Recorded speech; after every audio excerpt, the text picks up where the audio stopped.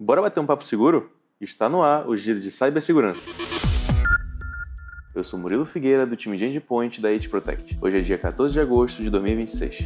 E nesta semana, os números mostram que o cenário de ameaças continua crescendo. O Brasil registrou 249,3 bilhões de tentativas de ataques cibernéticos somente no primeiro semestre de 2026. Além disso, tivemos centenas de vulnerabilidades corrigidas por grandes fabricantes, ataques explorando falhas recém-divulgadas e bilhões de cookies brasileiros encontrados em bases associadas a info-stealers. Vamos às principais notícias da semana.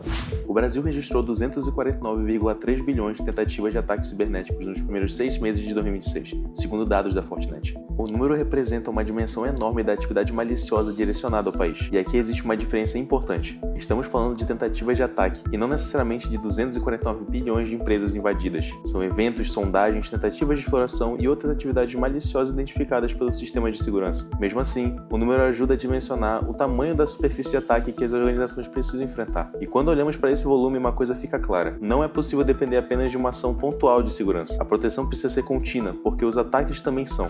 E, enquanto os ataques aumentam, a quantidade de vulnerabilidades que precisam ser corrigidas também impressiona. No Patch Thursday de agosto, a Microsoft corrigiu 400 vulnerabilidades. Entre elas, 42 foram classificadas como críticas e 3 eram Zero Days. Das vulnerabilidades críticas, 37 estão relacionadas à execução remota de código. Na prática, isso significa que existe um volume enorme de falhas que precisam ser avaliadas, priorizadas e corrigidas pelas equipes de segurança. E o desafio não termina quando uma atualização é publicada. A empresa precisa saber quais sistemas são afetados, identificar quais estão expostos, definir a prioridade e garantir que a correção realmente foi aplicada.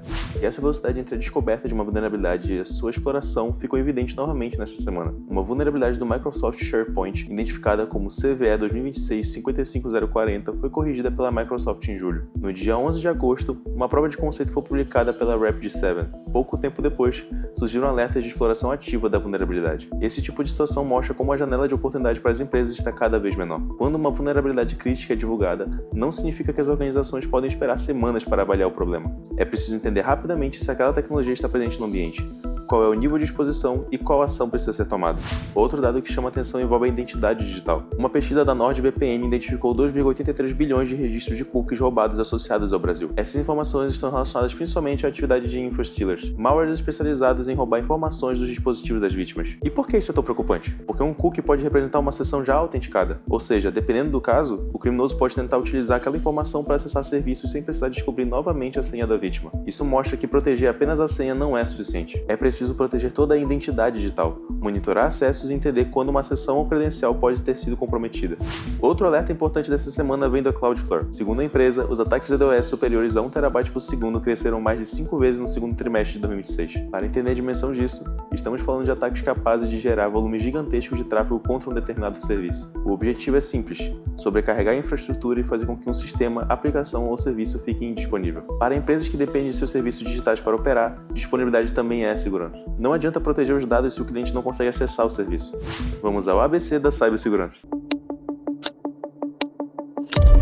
No ABC da cibersegurança de hoje, vamos falar sobre o info-stealer. Info-stealer é um tipo de malware desenvolvido especificamente para roubar as informações. Ele pode procurar senhas armazenadas no navegador, cookies, tokens de autenticação, dados de cartões e outras informações disponíveis no dispositivo.